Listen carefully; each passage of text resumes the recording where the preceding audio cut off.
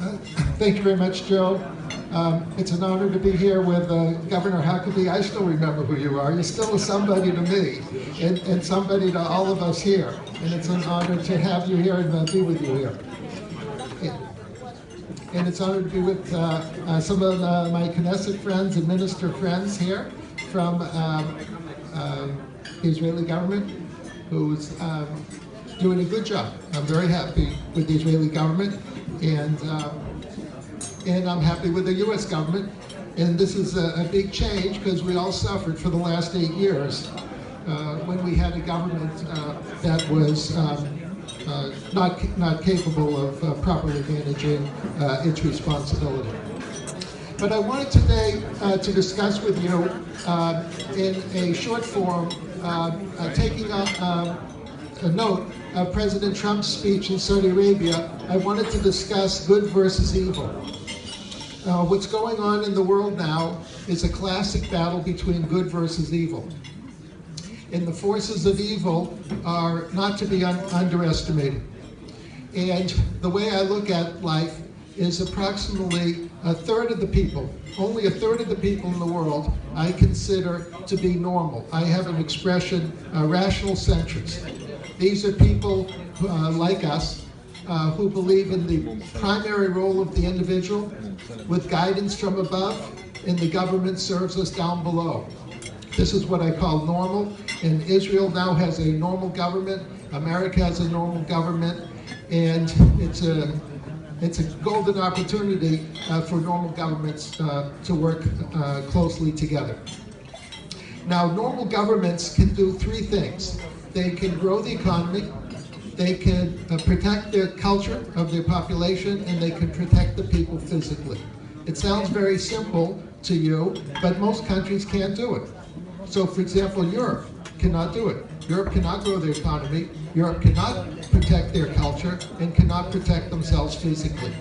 So actually I grade countries, and you should too, and you should grade political leaders on the basis of those three issues. Can the ideas and policies of the politician or the country grow the economy, protect the culture, and protect people physically? Now, Israel, by the way, can do it, and has done it. Israel has a strong economy, a strong culture, and both a secular and religious culture, and can protect its people physically, because Israel's on the front line of confronting evil. Israel's been confronting evil longer than everybody else, according to my calculation, for about 3,800 years. Ever since Abraham announced with boldness that paganism is a false narrative. Now, you may think that that's an easy thing to say, but when everyone had knives, spears, and swords, to announce to the audience that 99% of them believe in a false narrative is pretty bold. So Jews have been fighting for 3,800 years as Jews. Israel's been fighting since 1948, but it's actually been fighting in the 20s, 30s, and 40s, and confronting Israel. So Israel has a lot to teach America and a lot to teach the world. So now that we have a new administration run by normal people in America, it's a golden opportunity for Israel to help educate the American government as to how it should think and behave, because you have more experience confronting evil. Now, America confronted evil in World War II. We also confronted it in our Civil War. But Americans have no memory. So we don't remember that we saved the South from slavery. We don't remember that we saved the world from Nazism and the Japanese Imperial Army, but we did.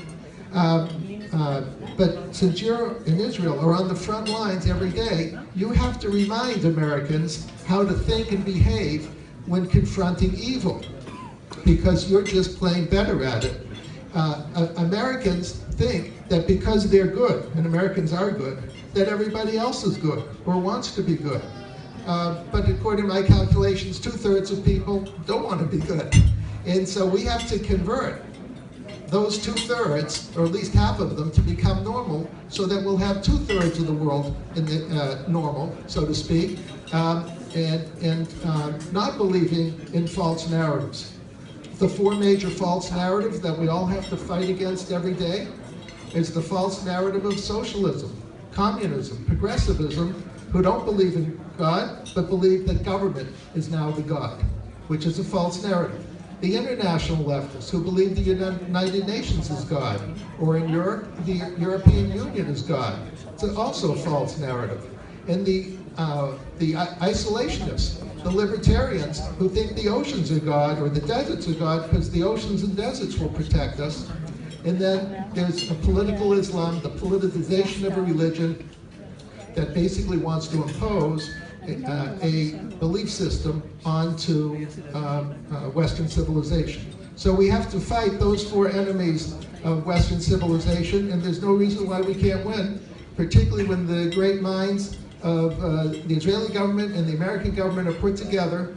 We should be able to confront false narratives, both physically and culturally.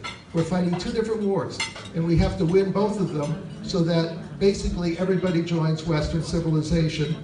And we can do it, and as a final point, we did it in the Cold War. In the Cold War, America and the West stayed strong, grew the economy, protected the culture, protected people physically, and the communist Chinese and the communist Russians, they were the ones who've been enjoying or half joined